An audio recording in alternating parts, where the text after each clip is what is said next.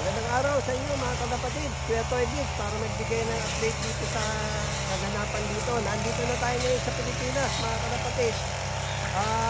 Magti 3 weeks na tayo rito. Ngayon lang tayo na nandito. Nagpunta ako rito sa park para magpalinis. At papatayo tayo rito ng maliit na kubo at lilipat ko rito yung kulungan ng kalapati ko. Tapos kung sa tagal-tagal ng panahon, baka makapagtatayo tayo ng one loop race dito sa Pagabag. Kaya ito, papakita ko po sa inyo yung kabuuan ng ating minana sa ating magulang.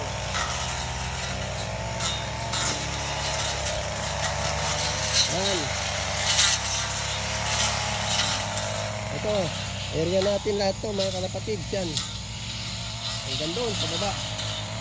Kaya ito, papalinis natin. Itong site ko na paglalagyan ko ng maliit na rest house. Sa yun yung attraction natin, yung malaking puno. Century tree yan. Yung nagkakamali, sobrang 150 years na yan. Kasi ang kwento ng tatay ko, 2 years old daw siya. Nung pumunta sila rito sa farm, ganyan na raw kalaki yan. So yan naglilinis yung mga tao, boys natin. Yan, may nakalagay pa no trespassing kasi nga wala tayo rito. Yan, area natin yan. Yan, tutumbahin lahat ng mga puno yan. Yan ganda ang one loop race dito. Mamaya pupunta ako sa labas. Ito, pinutol ko kahapon to mga to. Hindi naman namumunga yan mga yan. Damo lang. Ito, hanggang dyan sa likod. Yan, hanggang dyan. Atin yan. Yan.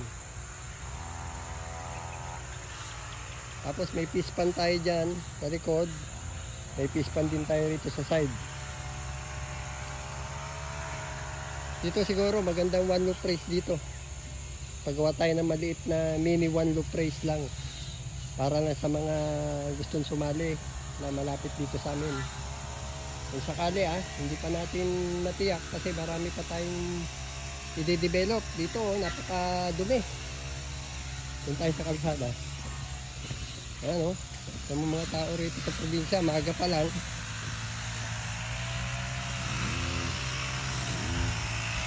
Ayan. Pakita ko sa iyo rito.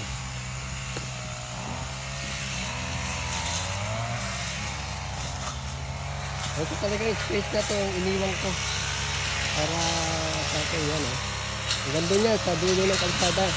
Tapos itong kalsada na ito, magmula rin sa may paliko, hanggang doon sa paanan ng bundok, mga kalapatid.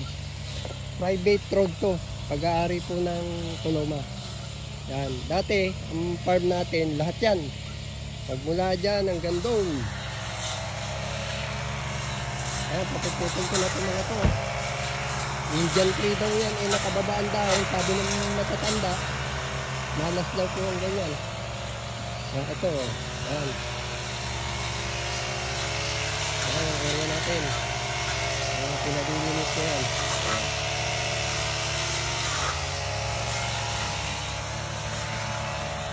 Ganda ng palay, sayang.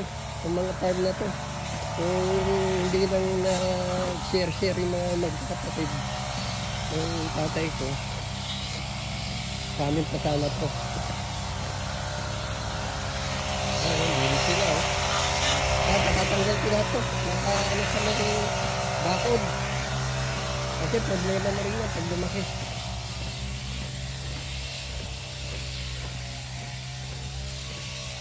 Kung tayo sa ibang angulo yan to, tawag nito alokon. Tanggal din yan. Ito nilagyan ng no trespassing kasi maraming nagpapapicture dun sa malaking puno.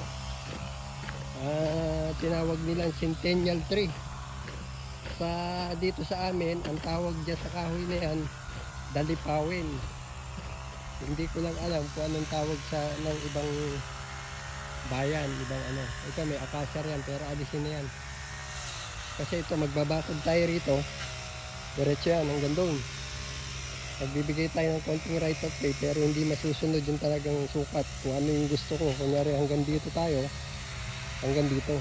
Kasi sarili namin paggawa itong kalsadan to nung araw pa. Kawawa kami ng tatay ko na nagtatabon pagka tag-ulan at mayroong malalalim, putik, hindi kami makadaan noon yung traktora. Kaya yan.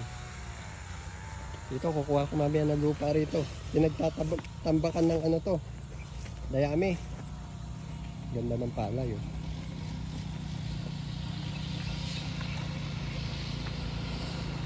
Yun, marami na rin mga nakabili sa auntie ko na kasi kanila yan. Yun, gagandang bahay nila oh. Tingnan nyo, hindi nag-abroad yung mga yan pero tingnan mo, umaasenso sila. Ganda ng palay ngayon mga kalapatid oh. Ito, magiging palatandaan ng mga kalapate. Itong century tree na to na dadipawin. Ngayon lang ako nakapag-update mga kalapatids. Pasensya na dahil busy pa tayo sa loop. Mag-update po ako pagka naayos ko na. Medyo kinalawang, pipinturahan ko muna, ayusin, at magsisimula na ako mag-breed para sa local. Sasali ko po rito sa sinabihan kong asosasyon dito sa Bagabag. Ayan.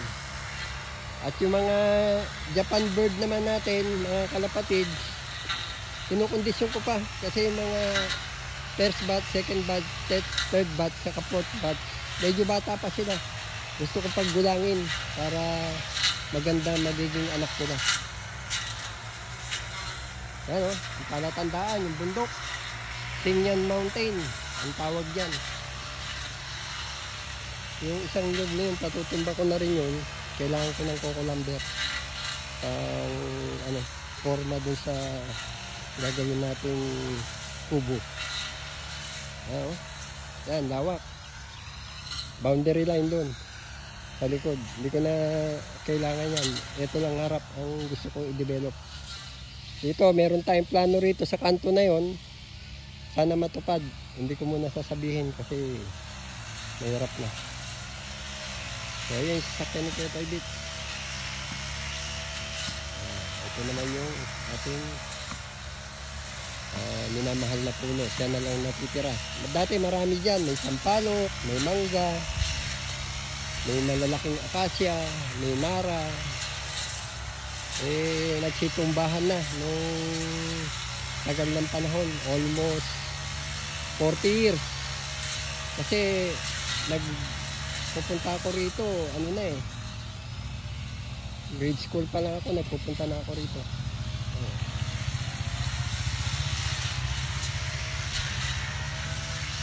Ako ang talagang rito, mahilig sa farm.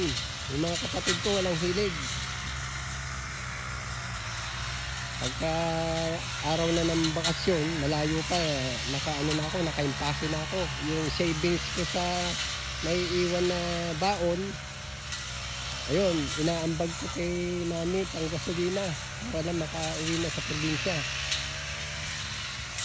Basta nagtitipid tayo, nag-iipon ng araw sa barya-barya, yung elementary day, high school day, para pagdating ng bakasyon, meron akong inaambag kay mami para share ko sa gasolina para maisama ko at makauwi na.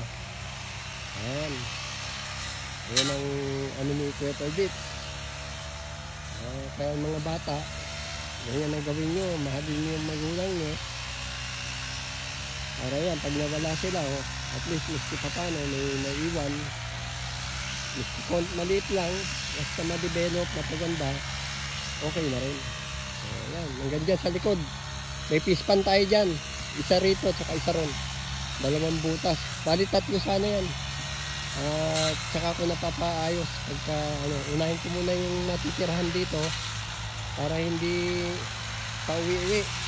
Minsan mag-stay dito, tsaka maglalagay tayo ng mga konting alagaing manok, pato, ganso, kambing, para naman kung gusto mong mag-ulam ng exotic na mga pagkain kagaya ng mga kambing na hindi nabibili sa palengke, at makakapag-ulam tayo. Malaki ang puno na yan mga kalapatid. Siguro pagyayakapin yan, puno na yan, yung paikot niya, nasa 4 na tao. Malaki yung bandang baba kasi ano na yan, pababa. Oo. So hanggang dito na lang mga kalapatids. Sa susunod na update ni Kuya Toy Beat, sana supportahan niyo po tayo ulit. Huwag po kayo magsasawa. Like, share, and subscribe po pa rin para naman ito ang umpisa ng ating update sa inyo.